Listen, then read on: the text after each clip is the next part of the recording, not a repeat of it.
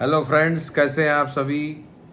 आशा है बहुत अच्छे से होंगे। और जुलाई का महीना अपने समापन पे है और हमने अपने 31 मई के वीडियो में जो जो बातें कही थी, जिसमें कहा था कि भारत में बहुत बड़ा प्रोटेस्ट हो सकता है, बहुत हिंसा हो सकती है, वो बात जुलाई के महीने के लिए हमने कही थी। हमारी बात पूरी तरह से सही सिद्ध हुई। और ये हमारा 31 मई का वीडियो आप देखिएगा, उसमें एक एक लाइन हमारी सही सिद्ध हुई है। आप इसलिए मैं उसका क्लिप नहीं दिखा रहा हूँ, क्योंकि क्लिप क्या दिखाऊँ। उसमें हमने भारतवर्ष की कुंडली और नरेंद्र मोदी जी की कुंडली, बीजेपी की कुंडली के आधार पे बहुत सारी भविष्यवाणियाँ की थी, और जो कि पूरी तरह से सही सिद्ध हुई हैं। उस वीडियो का लिंक भी मैं दे दूँगा ताकि आपको खोजना ना पड़े, तो आप उसको देखिएगा। एक एक बात हमारी सही है, और उसी आधार पर और अभी की जो वर्तमान ग्रह स्थितियों में परिवर्तन होने वाले हैं, उसके आधार पर मैं आपको आज के इस वीडियो में बताने वाला हूँ।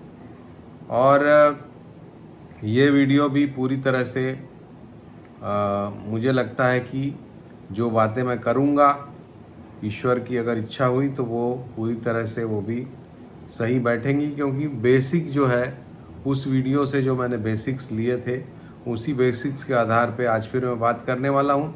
क्योंकि अब जबकि कॉकरोच पार्टी का जो अनशन है वो समाप्त हो गया है और धर्मेंद्र प्रधान जी का इस्तीफा भी हो गया है, तो अब आपके मन में ये कुतूहल होगा कि आगे किस तरह की परिस्थितियां बनेंगी भारत में। तो उसका भी उत्तर देने का हम इसमें प्रयास करेंगे।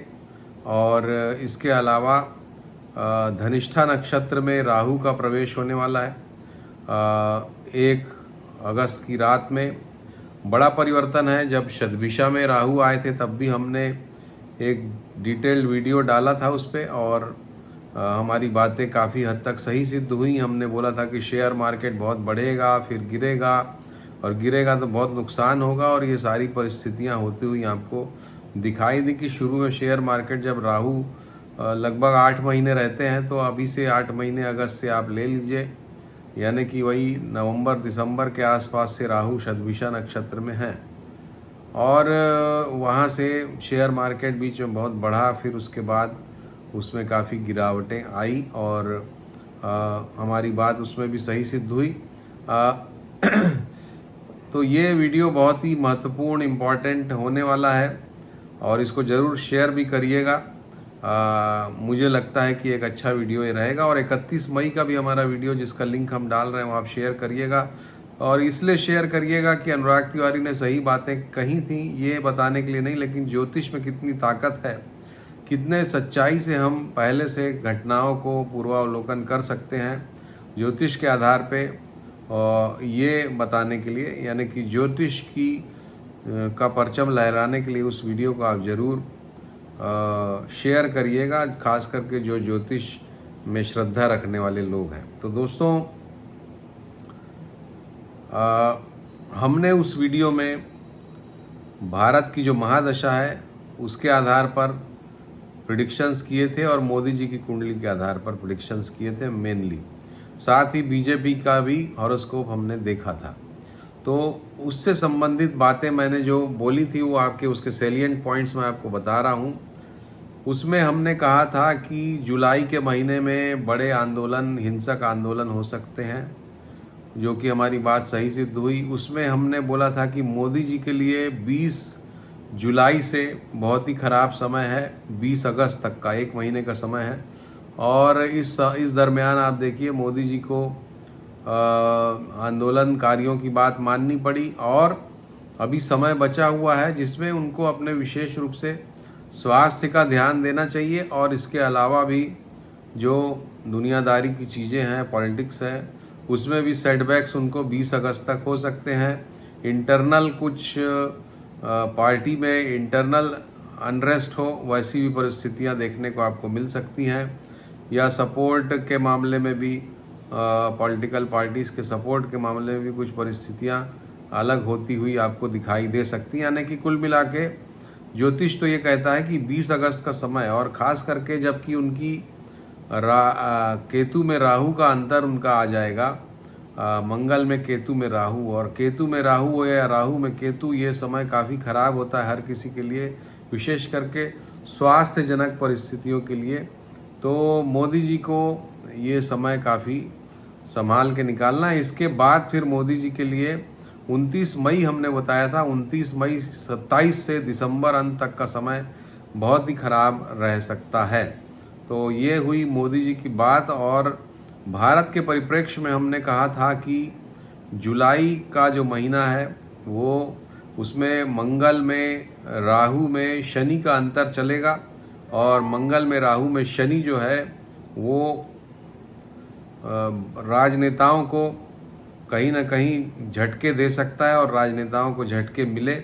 और अब इसके आगे क्या होगा, ये हमारे इस वीडियो का मुख्य मुद्दा है। तो आगे राहु, मंगल में राहु में बुध का पीरियड आएगा, और हमने उसमें पहले ही उस वीडियो में ही बताया कि मंगल में राहु में बुध, और बुध जो कि भारत की कुंडली के दूसरे भाव यानी कि धन स्थान के मालिक हैं, पंचम स्थान के मालिक हैं, और इसलिए भारत में इकोनॉमिक सिचुएशंस थोड़ा डिग्रेड हो सकती हैं काफ़ी हद तक। और अगला जो तनाव आ सकता है भारत के ऊपर, देश के ऊपर, या एक समस्या आ सकती है, वो इकोनॉमिक क्राइसिस के रूप में आ सकती है, धन की परिस्थितियों के रूप में आ सकती है। और धन के मामले में भारत को गंभीर समस्या का सामना करना पड़े। इसके अलावा पॉलिटिकल इंस्टेबिलिटी वगैरह भी हो सकती है, क्योंकि सेकेंड हाउस इज़ जो सत्ता का पावर की पोजीशन भी मानी जाती है द्वितीय भाव को।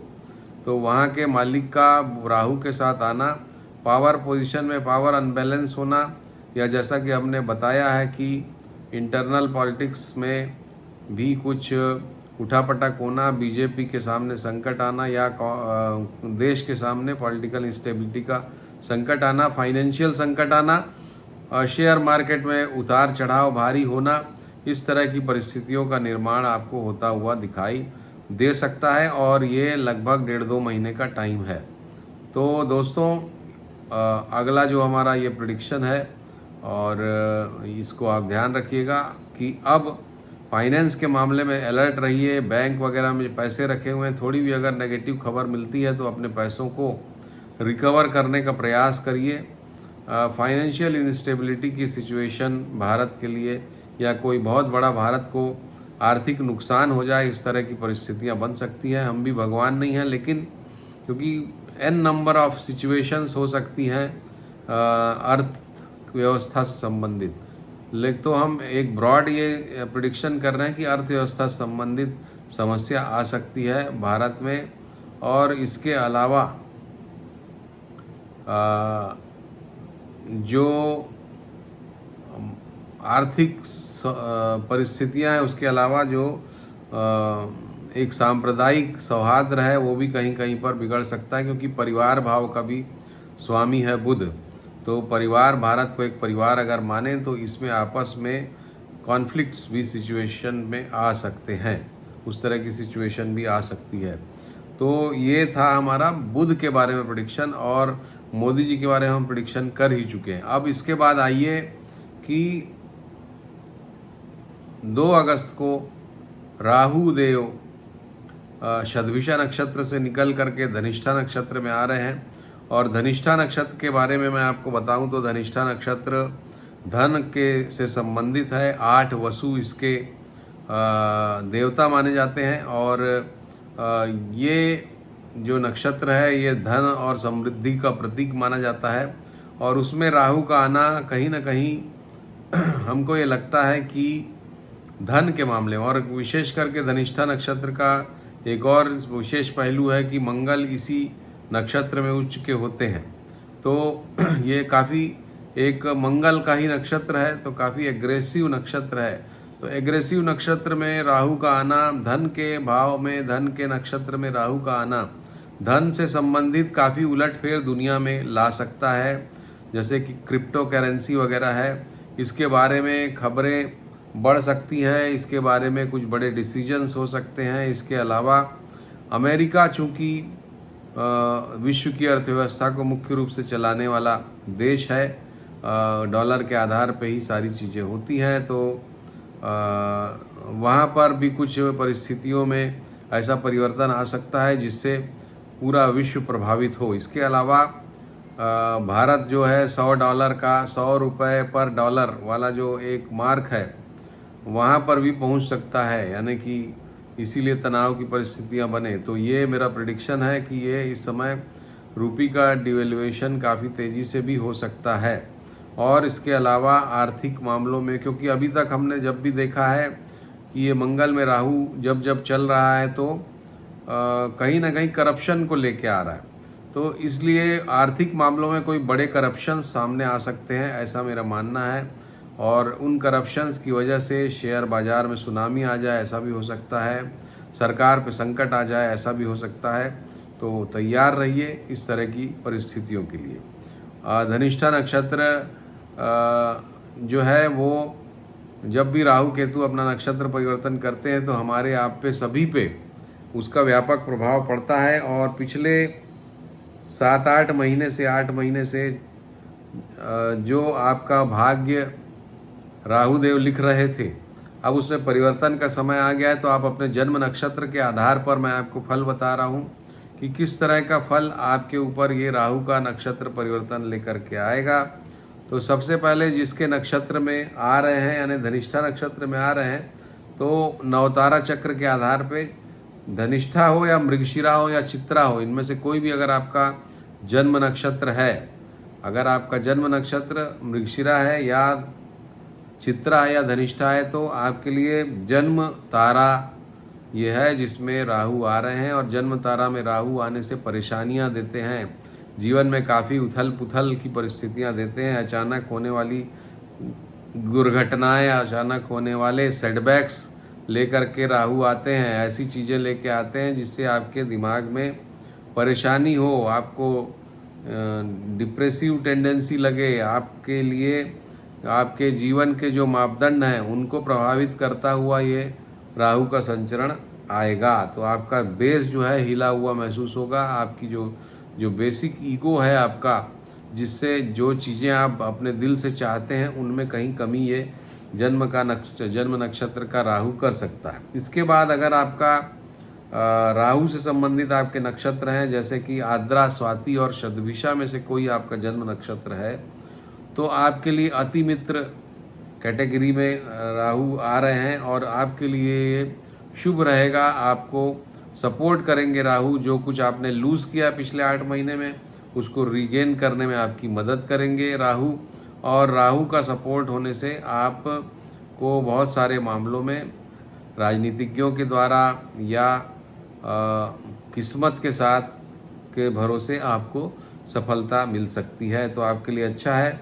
इसके बाद अगर आपका पुनर्वसु, विशाखा या पूर्व भाद्रपद नक्षत्र है, गुरु के नक्षत्र में से कोई आपका नक्षत्र है, तो आपके लिए मित्र तारा में आ रहे हैं राहु, और आपके लिए भी शुभ है ये। और शुभ इतना है कि जितनी मेहनत करेंगे तो अच्छे से आपको सफलता ये ज़रूर दिलाते चलेंगे। और ये राहु का जो ये नक्षत्र परिवर्तन है ये आपकी जो सक्सेस है उसको कंसोलिडेट करता हुआ हमको दिखाई दे रहा है। अगर आपका जन्म पुष्य नक्षत्र या अनुराधा या उत्तर भाद्रपद में हुआ है तो आपके लिए वध कारक जगह में ये जा रहा है राहु, तो आपको स्वास्थ्य का विशेष रूप से ध्यान रखना चाहिए दोस्तों। इसके बाद अगर आपका अश्लेषा जन्म नक्षत्र है या ज्येष्ठा या रेवती है तो आपके लिए साधक नक्षत्र में जा रहा है, तो ये जो ट्रांजिट है ये आपके लिए कोई अच्छे काम करने वाला जिसमें मेहनत इन्वॉल्व हो और आप अभी लगन से अपना काम करें ताकि वो आपका काम जो है सध जाए। साधक नक्षत्र में राहु जा रहे हैं तो आपकी साधना को सपोर्ट करेंगे, आपकी मेहनत को सपोर्ट करेंगे, आपके जो मोटिव है उसको सपोर्ट करेंगे। इसके बाद अगर आपका मघा, मूल या अश्विनी में से कोई जन्म नक्षत्र है तो आपके लिए प्रत्यरी तारा में जा रहे हैं, यानी कि अभी आपको विशेष रूप से कामों में उल्टा हो जाएगा, काम आपका होते होते उलट जाएगा, लोगों से शत्रुता भी होने का खतरा है और ये समय काफ़ी चैलेंजिंग आपके लिए रहने वाला है। तो इसके बाद अगर आपका जन्म नक्षत्र पूर्वा फाल्गुनी है, पूर्वाषाढ़ा है या भरणी है, तो आपके लिए क्षेम कारक नक्षत्र में ये जा रहे हैं, तो आपको जो कष्ट की परिस्थितियां थी वो दूर होंगी और जीवन में एक कुशल मंगल की परिस्थिति का निर्माण राहु करेंगे। इसके बाद अगर आपके सूर्य के नक्षत्र में जन्म है, यानी कि कृतिका, उत्तरा फाल्गुनी, उत्तराषाढ़ा में से कोई आपका जन्म नक्षत्र है, तो आपके लिए विपत्त तारा में ये जा रहे हैं, तो अचानक विपत्ति की परिस्थितियां आपकी लाइफ में आ सकती हैं। तो उसके लिए सावधान रहिए, अलर्ट रहिए कि कोई ऐसा लूप होल ना हो जाए, और साथ ही मनी इन हैंड रखिए, हेल्थ सर्विसेज और जो भी दूसरी चीज़ें हैं सबके नंबर वगैरह रखिए, सो दैट कुछ क्राइसिस में आप उनसे कांटेक्ट कर सकें। रोहिणी, हस्त या श्रवण नक्षत्र अगर आपका जन्म नक्षत्र है, तो आपके लिए संपत्ति तारा में राहु का संचरण आपको संपत्ति प्रदान करेगा, धन, वैभव, सुख, समृद्धि की प्राप्ति आपको कराएगा। तो इस तरह से सभी जन्म नक्षत्रों के लिए मैंने आपको बताया, राहु का ये नक्षत्र परिवर्तन काफ़ी प्रभावशाली रहने वाला है और इसका आप लोग ध्यान रखेंगे। राहु धनिष्ठा नक्षत्र में रहते रहते ही राहु का फिर राशि परिवर्तन होगा। 8 महीने यहाँ पर राहु रहने वाले हैं और राहु फिर दिसंबर, शायद 5 दिसंबर को राहु का राहु का राशि परिवर्तन होगा और कुंभ राशि से मकर राशि की ओर संचरण करेंगे। तो राशि परिवर्तन जब होगा तब हम उसका वीडियो बनाएंगे, उसको भी आप देखिएगा। कुल मिला के आज का ये वीडियो समाप्त करता हूँ मैं कि आने वाले समय में वो हमारा जो पिछला वीडियो उसको ज़रूर देखिएगा, उसका लिंक हम दे रहे हैं। तो आने वाले समय में फाइनेंशियल क्राइसिस की परिस्थितियां अब आपको दिखाई देंगी बहुत जल्दी ही। शेयर मार्केट में जो इन्वेस्ट करते हैं उनको बहुत सावधानी से कदम रखना चाहिए। इसके बाद दूसरी बात जो हमको दिखाई देती है कि प्रधानमंत्री मोदी जी के लिए 20 जुलाई से 20 अगस्त का समय बहुत ही चैलेंजिंग रह सकता है, उनके हेल्थ के लिए हो या पॉलिटिकल इंस्टेबिलिटी के लिए हो।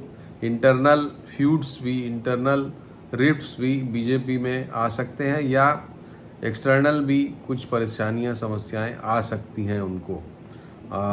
इसके अलावा हमने कहा कि दुनिया के स्तर पे भी नई चीज़ें आ सकती हैं जिससे दुनिया की अर्थव्यवस्था में भी काफ़ी चैलेंजेस आते हुए दिखाई दें और अमेरिका इसका मुख्य स्रोत हो सकता है। और जो क्रिप्टो करेंसीज़ हैं उस पर कुछ विशेष बात हो सकती है इस समय पर, और चूँकि राहु क्रिप्टो को सपोर्ट करेगा ऐसा हमको लगता है, तो क्रिप्टो के दाम बढ़ सकते हैं ऐसा मुझे लगता है, या फिर बढ़ के फिर बहुत बड़ा स्लम्प भी आ सकता है, बहुत बड़ा डाउन भी आ सकता है, ऐसा भी हमको लगता है, क्योंकि राहु हमने हमेशा कहा है कि मोटा करके काटता है। तो भारत में भी अर्थव्यवस्था के मामले में भारत में जो चूँकि धनिष्ठा नक्षत्र और कुंभ राशि दशम भाव में आ रहे हैं, तो थ्रोन के मामले में, उच्च राज्य पक्ष के लोग जो हैं उनके मामले में कुछ हमको परिवर्तनकारी परिस्थितियां दिखाई दे सकती हैं।